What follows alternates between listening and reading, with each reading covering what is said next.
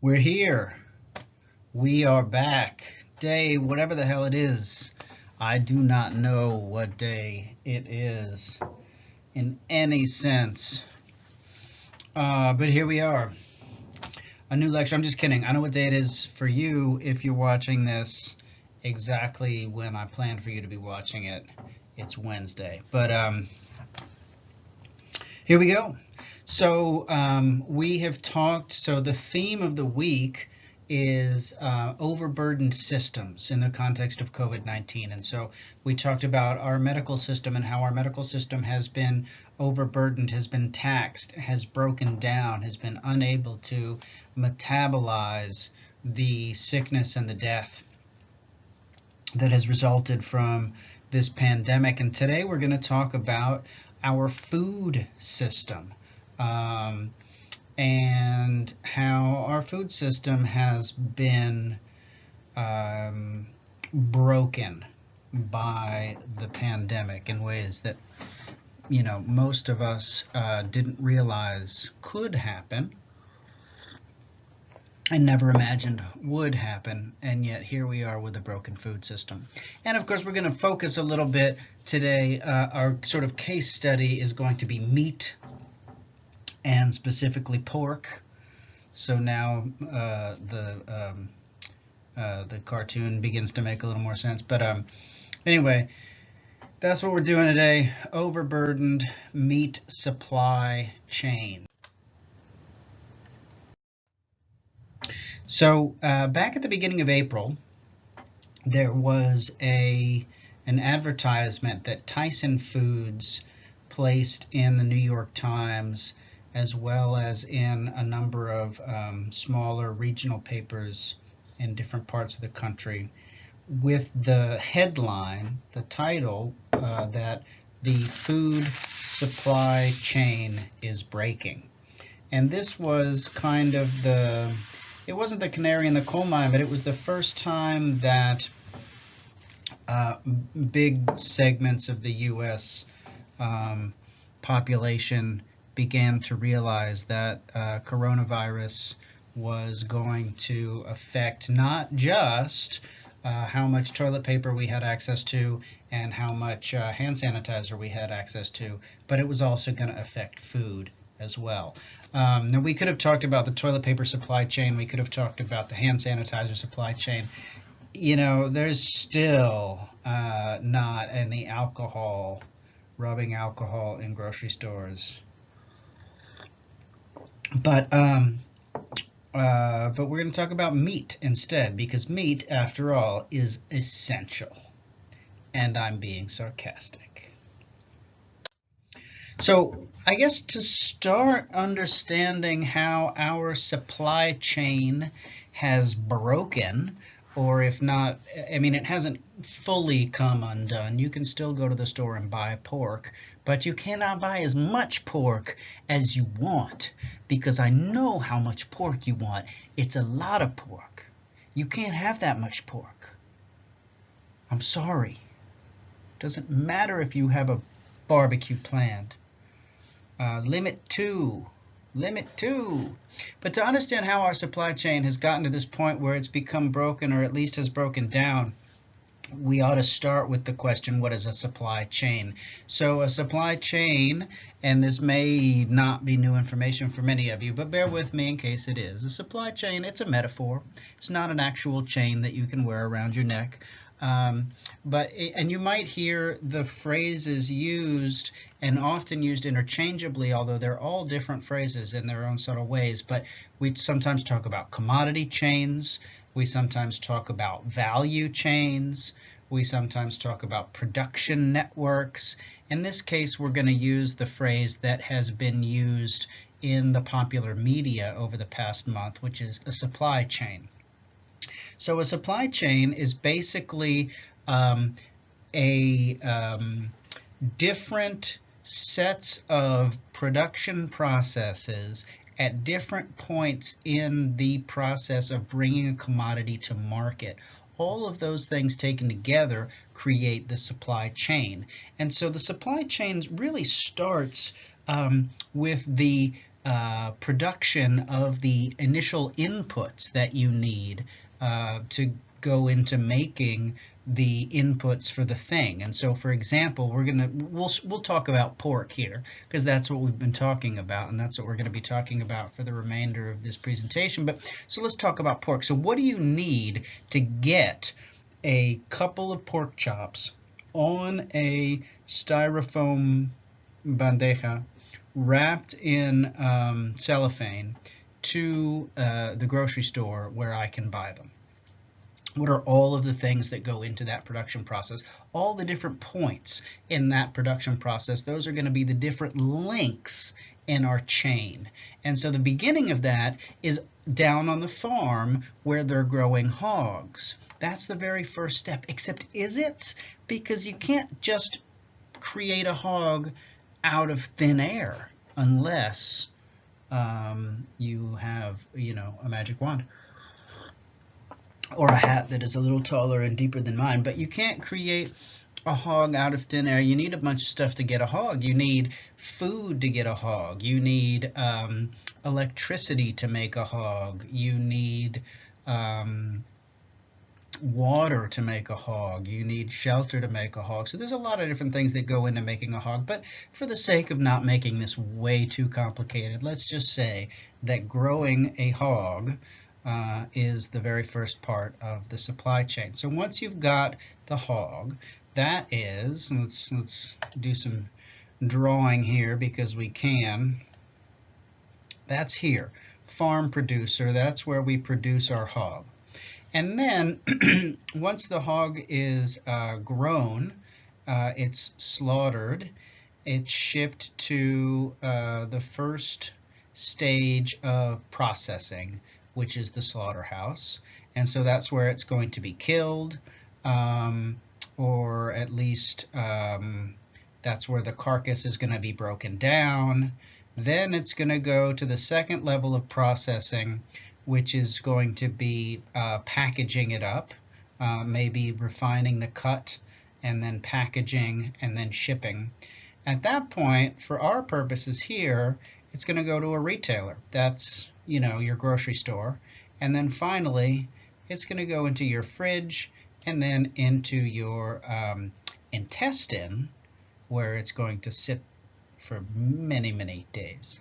That's gross. I'm sorry I said that. I take it back. Let's go back in time. I never said the word intestine. So anyway, this is what we mean when we talk about a supply chain. Now, of course, this is a very simplified version of a supply chain. At every one of these different points here,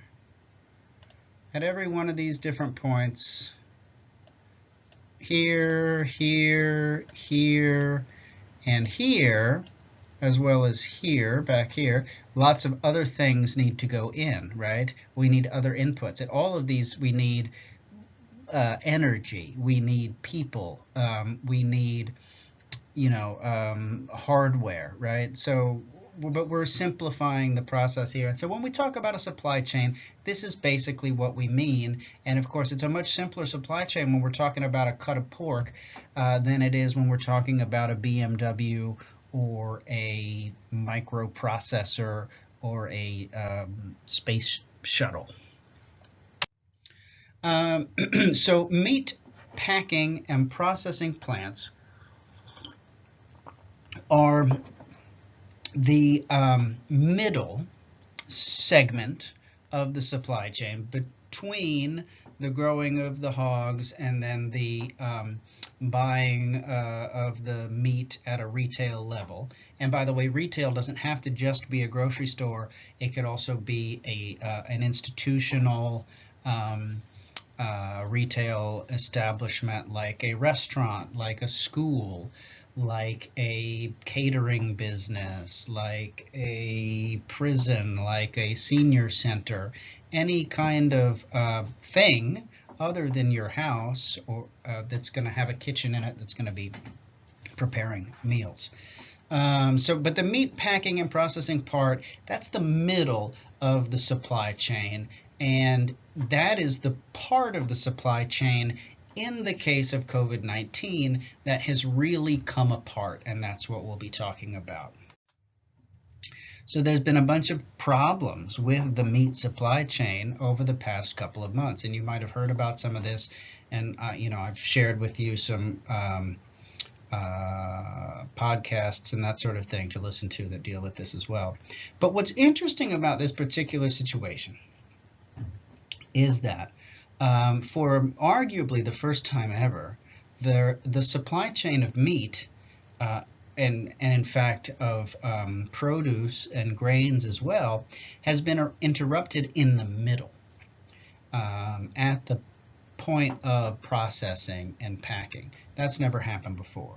And so ordinarily what happens when a supply chain gets interrupted is, or a food supply chain anyway, if it gets interrupted, is that there's some sort of calamity, natural disaster that happens that affects production.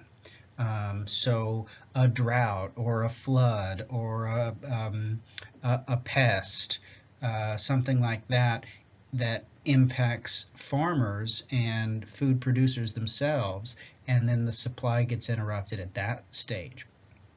It also happens sometimes that supply gets interrupted at the retail stage. So if there is a recall, if there is a boycott, something like that, that can have a negative effect on the supply chain. But this is the first time ever that we've seen the middle of the supply chain break down. And so we hadn't taken the time, at least the average American hadn't taken the time to look closely enough at the meat supply chain to realize that it was in fact vulnerable and fragile, and the stage had been set for this kind of issue a long time ago, right? So there's a bunch of weird stuff has happened, and we're going to get into this, and I'm going to be jumping around here a little bit, but so we've got these plants, right? These meat processing plants, and like the image that you saw in the preceding slide, there are thousands, in some cases several thousand workers in one of these plants, and they are all together on the assembly line. In many instances they are 2 feet or less than 2 feet away from one another.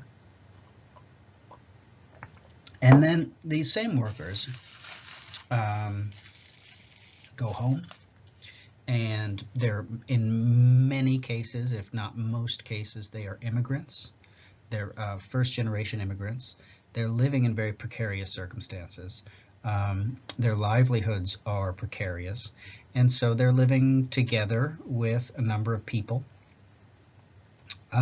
So they've got very dense, population-dense working conditions, and they've got population-dense living conditions and population-dense community situations.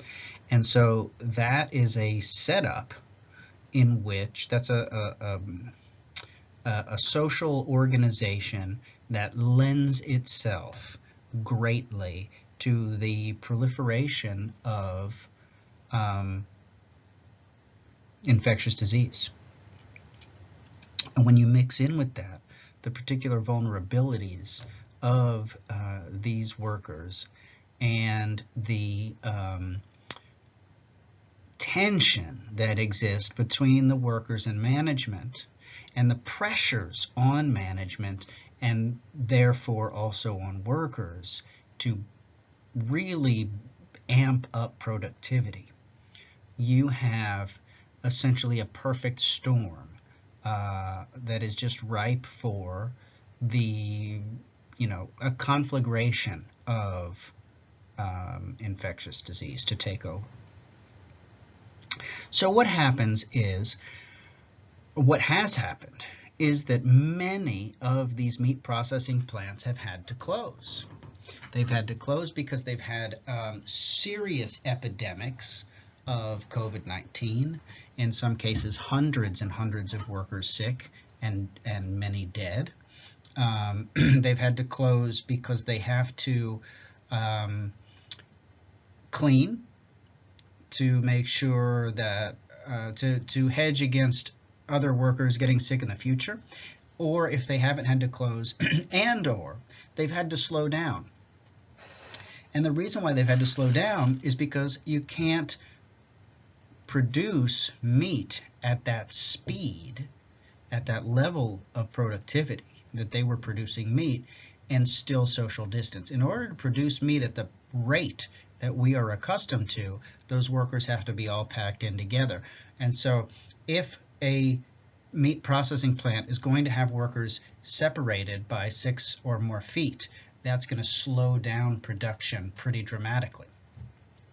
So when you have all these plants closed and or operating much more slowly, you have a backing up of production at the level of the farmer. So the farmer is, has all these hogs, in the case of pork, coming online, all these, new animals that continue to grow, and they get to a point where they have to be slaughtered, and the system is set up so that, everything is timed just perfectly. But when those processing plants are closed down or slowed down, then you get a backup, a glut, an overabundance of product at the level of the farmer. And that's a real problem too. And so there have been situations where farmers have had thousands and thousands of hogs and nobody to sell them to. And they can't, this isn't an institution that's designed to just like raise, Babe the pig with a red barn. These are CAFOs, concentrated animal feed operations. These are thousands of hogs, industrial sized processes, and when they can't unload those animals, they have no choice but to euthanize them. So this has meant for a lot of farmers and ranchers and producers of food, has meant bankruptcy, has meant losing hundreds of thousands of dollars, and has become a real problem.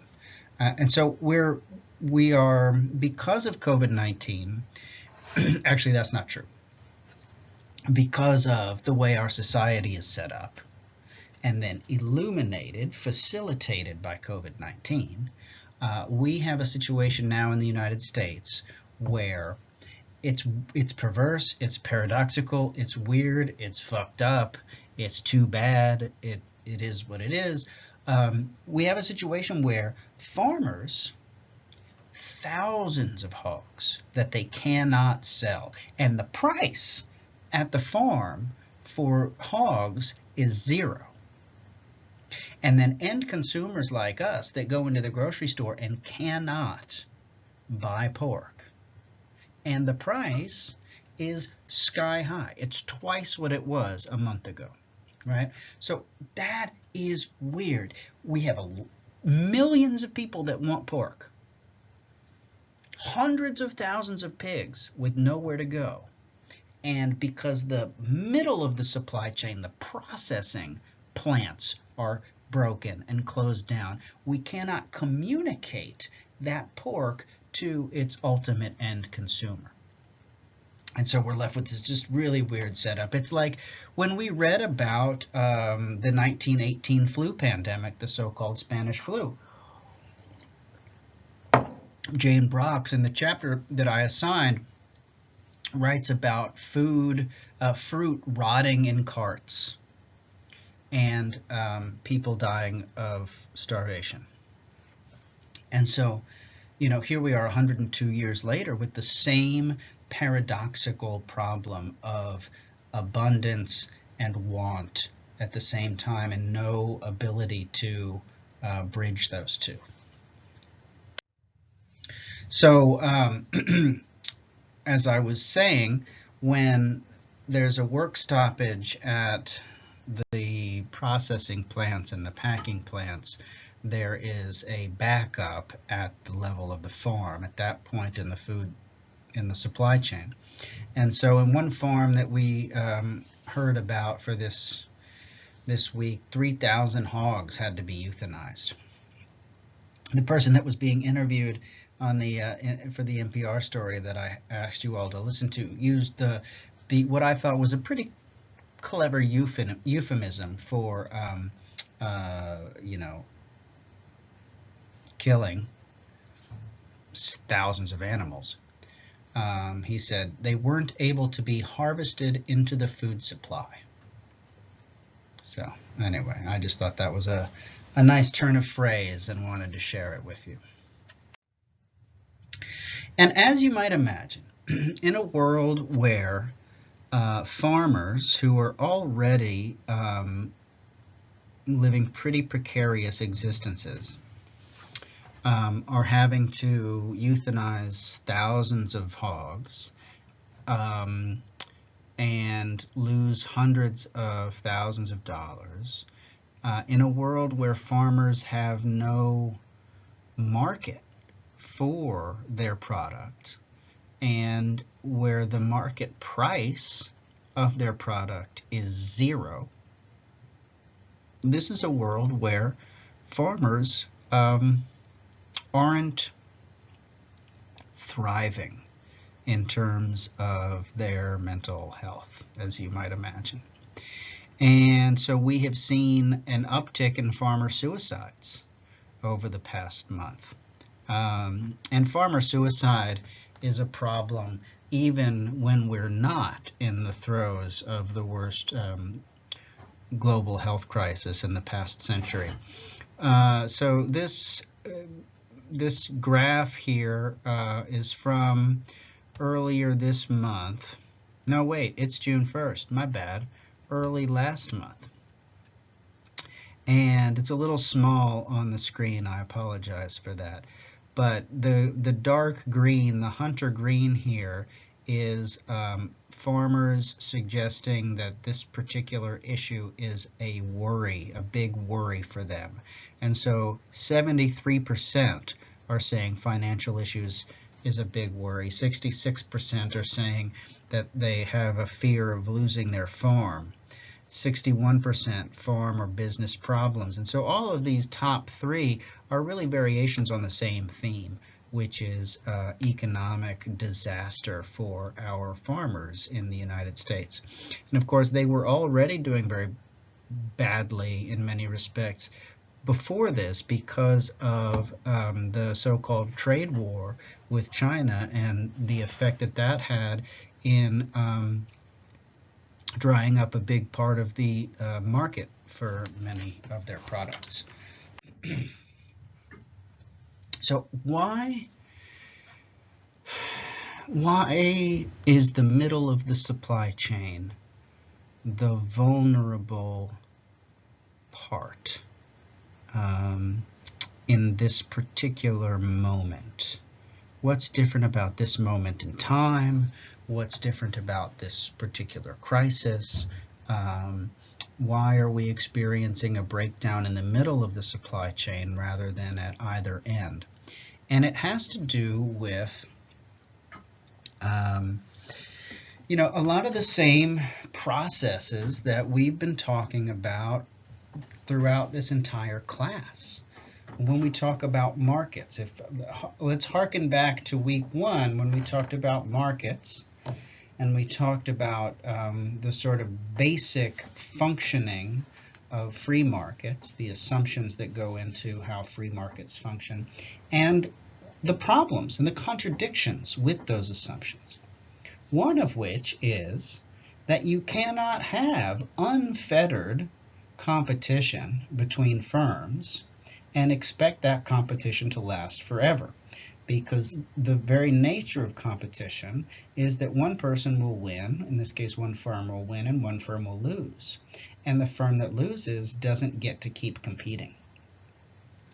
And so competition itself eventually will lead to monopoly. right? And monopoly is the antithesis of competition. So baked right into the DNA of the free market is the demise of the free market unless we have some level of government intervention to ensure that competition continues to play out. And that is what has happened with meat packing and meat processing in the United States.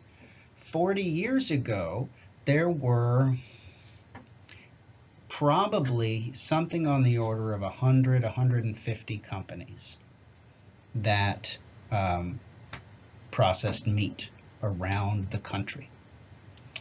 Over the course of the last 4 decades, meat processing has been consolidated into the hands of just 4 different companies in the United States. So literally all the meat, and now there are probably some exceptions if you go to your local co-op or your farmer's market, you know, that sort of thing. You can probably get some meat that came directly from a farm, and it's a small farm or a family farm or an organic farm, that sort of thing. But for the most part, our commercial meat in my home state of Maryland, in California, in Maine, in New Mexico, in Alabama, in North Dakota, wherever you are in the United States of America, you go into the grocery store, your meat is coming from one of 4 companies, okay? Just 4 companies. Now that doesn't mean 4 plants, although there are, as you might imagine, when companies consolidate over the course of decades through mergers and acquisitions, they also consolidate plants. And that's why we have processing plants with 3, 4, 5, 7,000 workers, which is, you know, that's a small city in some cases, right? So we've had this consolidation in the middle of the supply chain down to just 4 different companies with fewer and fewer plants, and they're bigger plants. And this means that because everything is so centralized, it's also a lot more vulnerable to shocks. Because if, you know, a food system that were decentralized, that were spread out, if there were a shock to one piece of that food system, it would only have a smaller, more regional effect. But when you've got a shock like COVID-19 to a very centralized food system, that shock ripples all the way across the food system, and in this case across the entire United States. So these companies, these food processing plants have over the course of the last 40 years or so arrived at this this set of practices that has been referred to as a just-in-time delivery system. And so they're counting on getting X number of hogs at exactly this time. They're counting on having exactly X amount of minutes to break that hog down, transport it to the next stage where it gets packaged, and X number of minutes to transport it to the next stage where it gets trucked out, and so on and so forth. Part of that has to do with the fact that now we have a concentration of ever fewer companies and ever fewer plants. And so, as you might imagine, it's more, the timing of everything is really a lot more important if you're having to truck that perishable meat much farther. If we had a decentralized food system, you wouldn't have to move that meat very far, and then you'd have a little bit of slack in the timing. When you've got a very centralized food system, you've got to move that meat from South Dakota to California quickly enough that it gets into the grocery store and sold and into somebody's fridge before it goes bad. And so with a centralized food system, there's no slack in that system, and the timing of everything has to be very, very precise. And so this is a food system in which every minute, if not every second, is accounted for. And so when it can't operate at that particular speed, at that particular pace, at that rate, things begin to break down. There's also an issue here of worker safety and the relationships between management and workers in these plants. So I'm going to tell you something that you may not know. Working in a hog slaughtering plant on the line is gross. Just wanted to put that out there. I've never been inside a hog slaughtering plant, but I would imagine that it smells rank. And I would also imagine that that is an understatement. I bet it's really fucking nasty. I bet it's just gross. And I bet it smells terrible. And I know that the people that take those jobs, and actually they're not the worst paid jobs in some instances. They pay above minimum wage. But the folks that take those jobs are vulnerable workers. And in many cases, if not most cases, they are immigrant workers. And so at the Smithfield plant in South Dakota that was shut down for 2 weeks not too long ago, that ended up with like over 300 cases, and several people died. That particular plant, almost everybody that works on the line is either an immigrant from Mexico, Central America, or Ethiopia. There's a big Ethiopian population. They're all in that community in South Dakota to work at that particular plant. And so these are vulnerable workers. These are probably, in many cases, undocumented workers who are working with under Social Security numbers that aren't theirs. And management knows this and chooses to look the other direction because it's very much in the interests of management to have undocumented workers, as long as they don't get caught, right? As long as they don't get raided. And even if they do get raided, you know, the workers will get deported and their lives will be ruined. The managers will just get fined. But if you have undocumented workers, or even immigrant workers with documentation, but with limited English, and therefore limited access to services and that sort of thing, these are workers that you can really exploit. And as management, and I'm not talking about individual people, I'm talking about the way capital works, right? Because individual people, they're all good people. I mean, I think very few of them are probably, you know, sociopaths that are out like, I don't know, murdering golfers or something. They're probably regular people, and they probably have families, and they probably love their parents, and they probably watch, you know, reality TV or whatever. I mean, so they're not evil, but they are in a system, a capitalist system that is set up to maximize profits at the expense of life, frankly. And so if you can, as a system that's set up to do that, if you can exploit people, the more you can exploit people, the better, more effectively you can exploit them, the better off you are. If you can force them to work 12-hour days, if you can force them to not be able to file grievances, if you don't let them have a lunch break, if you can force them to take the job without any benefits, without paid sick leave, without paid family leave, whatever, then you are in a much better position in terms of maximizing that profit margin. So vulnerable workers are good for management. And that's what we saw in South Dakota at the Smithfield plant. You know, the first case of coronavirus happened in early March, and by the time they shut the plant down, there were over 300 cases in the plant, and multiple people had died.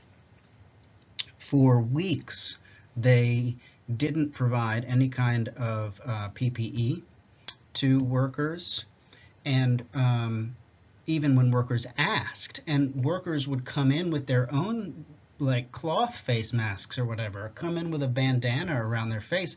And in some cases, managers said, you're not allowed to do that. Our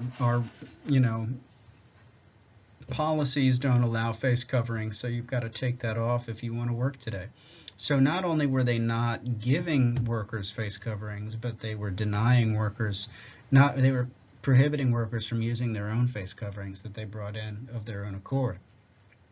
Eventually, they distributed masks and they put up plastic dividers. But it turned out that neither of those things worked because workers were so crowded in together and working so hard, so hot in there, and they're sweating and they're breathing very heavily because it's very labor-intensive work. And so the plastic dividers would get all fogged up, and then the workers couldn't see what they were doing. Their masks would get all sweaty and would fall off. So it ended up being not feasible for them to work at the pace and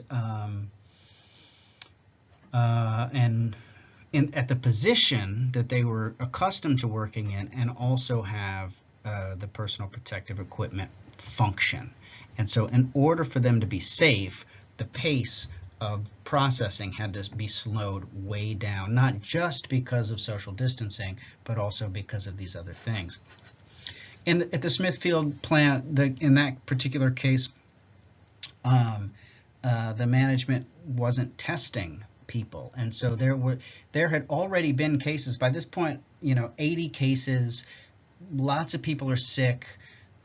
People are not showing up to work. Nobody knows why. The rumor mill is going a mile a minute, and management isn't communicating anything with the workers.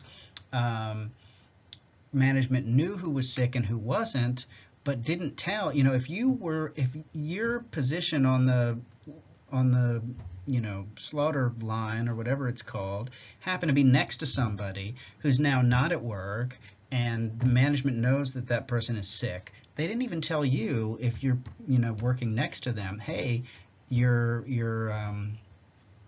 next door neighbor on the line is sick. So there was not a lot of communication, and so it became a really desperate situation. It got out of hand. By the time they finally did shut the plant down, there were over 300 workers who had been who tested positive for COVID-19 out of something like 4,000.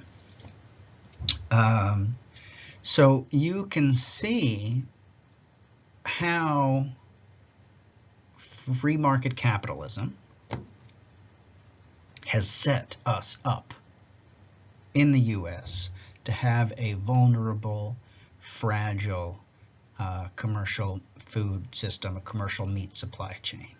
And so we are looking at decades of consolidation, which is the product of competition and the role of sort of big capital in being able to take over little capital. So consolidation and centralization over time as a function of free market capitalism, and also at the level of the plant, the relationship between the management and the workers as a function, as a less direct function of capitalism, insofar as management's task is to maximize profits even at the expense of worker safety. And so they find all kinds of creative ways to do this, right? And of course, if we were making, I don't know, cars, or if we were making T-shirts, we could do that overseas, right? We could move our plant to Bangladesh, where workers will work, where there are no rules, where there are no laws, there are no unions, and workers will work for pennies on the dollar for 15 hours a day. So if we're making cars, if we're making shirts, we can do that. But we can't do that if we're slaughtering hogs, because there's no way. It's hard enough to get a chop from South Dakota to California on time. There's no way to get a chop from Bangladesh to California on time. It's gonna be green. Not it's gonna be green eggs and ham. Wait, is the ham green? Is it, you know what I'm saying? Does the green as an adjective refer to both the eggs and the ham? Or is it green eggs and ham? You see what I'm saying? I'm not sure I know the answer to that. Find out. If you find out, hit me with the answer in an email titled green eggs, and I'll give you 1 extra credit point. But I need documentation that you found out the real answer. Is the ham green or just the eggs? That's what we're talking about here. So anyway, I can't export my hog slaughtering operation to Bangladesh, though I might wish I could. So, and I can't export it to Ethiopia either. But you know what I can do? I can get some Ethiopians over here on some, what are those? Not I-20s. There's some visa, J visa? I think it's the J visa. But there are visa programs to get workers, international workers, over here to work in these plants, and they're here legally, but they don't have green cards, they don't have residency, they don't have any kind of status except work status. And when I can do that, bring folks over from Ethiopia, or even better, get some undocumented immigrants from Guatemala over here, then I can essentially recreate third world conditions in my first world hog slaughtering plant. So all of this, the sort of inner workings, the way the gears turn together in the machine that is capitalism, all of this leads to, as you might expect, some vulnerable workers who are scared shitless and therefore totally unwilling to advocate for themselves, unwilling and unable to advocate for themselves and to defend themselves, which makes them very easy to exploit and makes management very happy. So for example, with this Smithfield case, they were all told they were prohibited from speaking to the press, and if they were to speak to the press, they felt like they would be fired. And this part is really kind of messed up. They were in the midst of this epidemic of COVID-19 at this plant, when you've got 100 people out sick, positive cases of COVID-19, people on ventilators. The management was offering a $500 responsibility bonus to anybody who didn't miss any work. Okay, so you've got an epidemic of infectious disease at this place where everybody's all sweating and breathing and smushed in together, chopping up piggies, and we're going to pay you extra now because so many people are missing work because, I don't know, they're dying. And we've got so many people missing work now that we're in trouble of not getting our, just-in-time hogs out to be packaged in the way that we need them to. So we need you to come to work, and we need it so badly that we're going to offer you a $500 responsibility bonus for you to show up every day and not miss work. Well, guess what? It doesn't matter if you're sick or not. If you're living with the level of precarity that many of these workers are living with, you're going to show the F up to work for $500 extra. I mean, I'm guessing that $500 extra is probably damn near 30% of your monthly take home. That's a pretty substantial raise. I would work sick for that. And so you're incentivizing people to show up to work even if they're sick. There was one instance where a worker said that one of their managers told them that they were, quote unquote, failing the American people by staying home. And there's a whole bunch of other smaller kind of pieces to the story. For example, if you wanted to, if something were wrong and you wanted to let the sort of upper management know that something were wrong, there was a grievance process that you had to go through. And that grievance process was laborious, and it wasn't anonymous, and it was guaranteed that people would know who you were, what your grievance was, and so it set things up for workers to fear retribution, and also for there to be pressure among workers not to file grievances. And so it created a culture of not speaking up, of staying quiet and just dealing. And also, workers didn't want to be tested even when tests were available, because they were afraid if they tested positive, they'd be asked not to come to work and they needed the paycheck. There was no paid sick leave, no paid sick days of any sort. And so workers were conflicted, but ultimately, it's if it comes down to it, I might be one of these asymptomatic ones, so I'm just going to keep working and try not to get tested, because if I get tested, I might be asked to leave. So everything was set up at the plant, at the level of the plant, the organization of the plant itself, both in terms of its physical organization and in terms of its policies and its management approach, to facilitate major outbreaks, major epidemics, major sort of like just a forest fire of COVID-19 blazing through the entire factory. So where do the feds come in here? What about the government? Markets are obviously not working here. Markets are,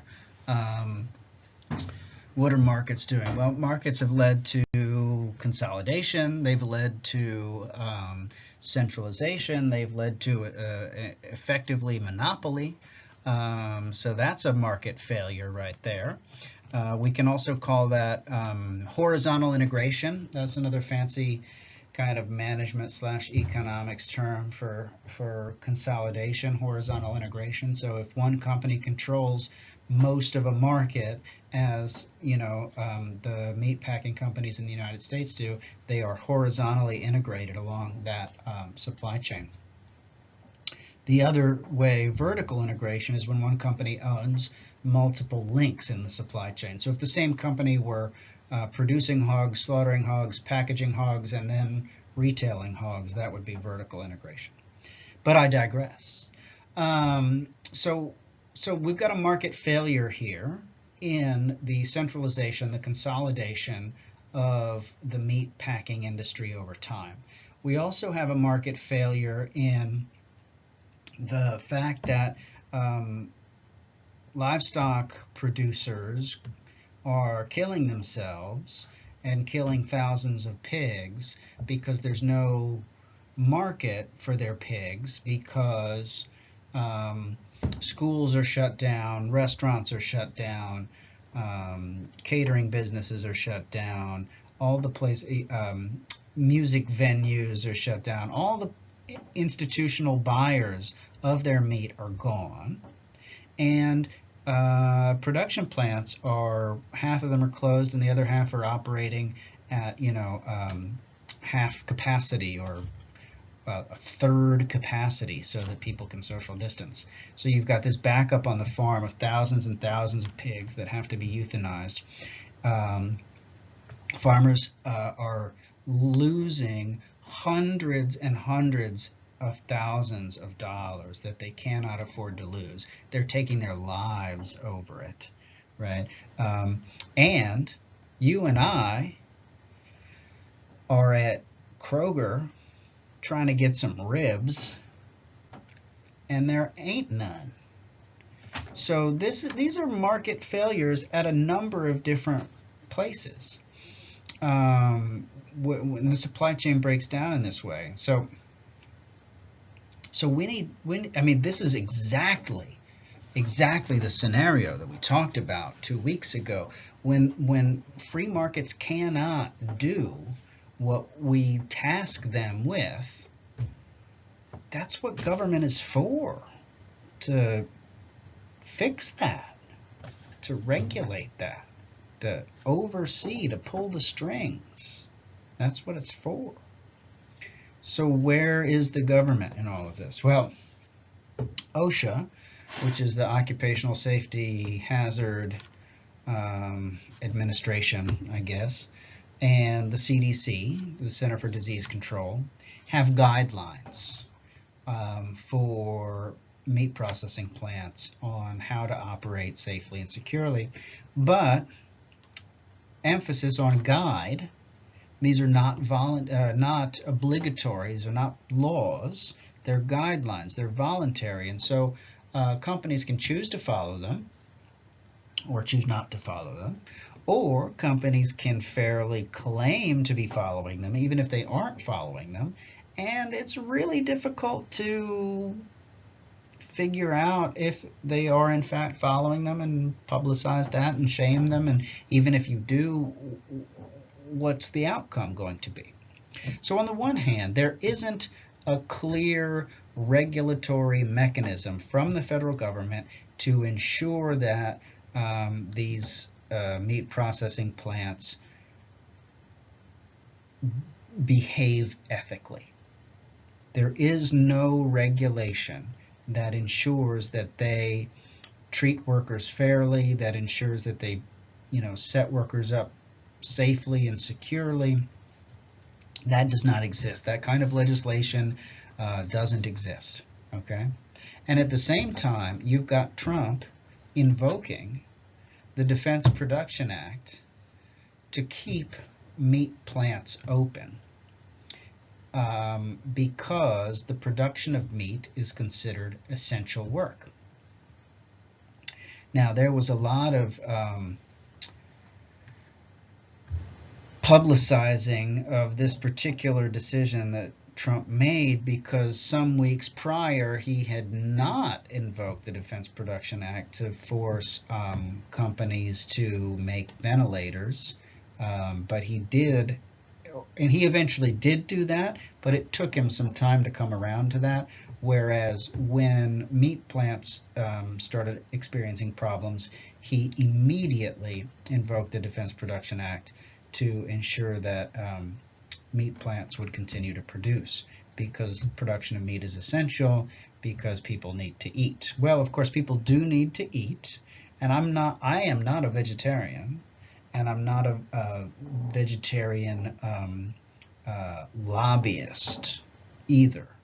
But you don't need pork, just saying. Just like, you know what I mean, you don't need any one thing. I mean, you can find, pork is good, it's tasty, and it's protein. But you can get that other places. So anyway, but it's essential. Let's just say it's essential. Let's not even go down the vegetarian rabbit hole. Let's just pretend that if America doesn't have pork, it will die. Let's pretend. Okay. So pork is essential. Our lives depend on chops. I think the word chops is a very funny word. I don't know why, but I keep saying it because it makes me laugh. Our lives depend on chops. Give me liberty or give me chops. But okay, so meat is essential. What that does, though, when Trump invokes the Defense Production Act and says, stay online, we need meat, what that does is it says to owners of these companies, it's a signal, right? It's a signal to the owners of these companies that we've got your back, okay? Don't worry about, your maltreatment of your workers and you're putting them at risk. Don't worry about that coming back to bite you. We're the federal government. I'm the President of the United States, and I'm saying here, meat is essential. Do whatever you need to do to get meat on our plates, to keep meat on our plates. We appreciate it, right? So that's That's a sign, a signal to the meat processing industry that not only are they not going to be regulated, not only are they not going to be supervised, but it's a blank check. Here you go.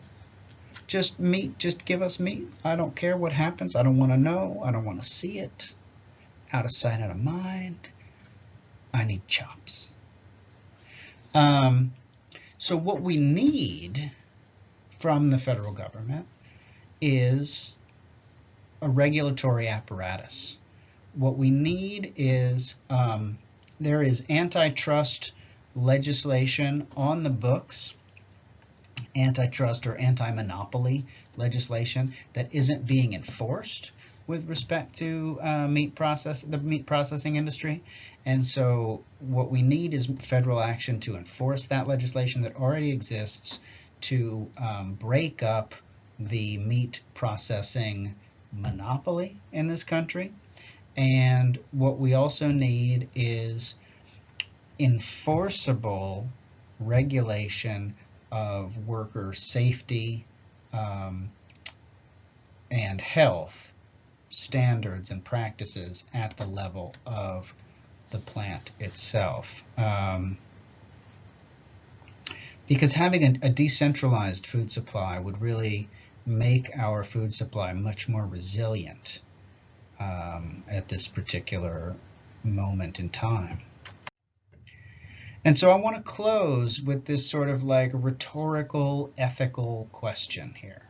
I don't have I'm not a, ethicist, I'm not a philosopher, so I don't have an answer to this. But, with so many, like so many other facets of the COVID-19 crisis, we are faced with these really stark questions that ask us to really reflect on our values as individuals and as a society. We have said collectively, through our shopping and through our government, we have said to these workers in these plants, these immigrant workers who are working for very little money under terrible, deplorable conditions in the best of circumstances, and in the worst of circumstances are right now in hospitals dying on ventilators. We're saying to them, your life is less important than my meat.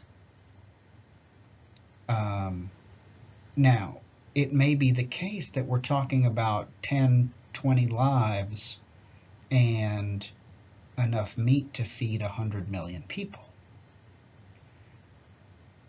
But does that change the calculus if it's just a few lives and a lot of meat?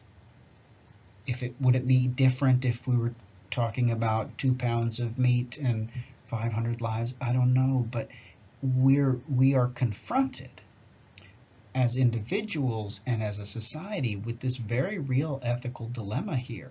Are these workers' lives worth my pork? So think that one through. Let me know what you think. Thanks. Bye.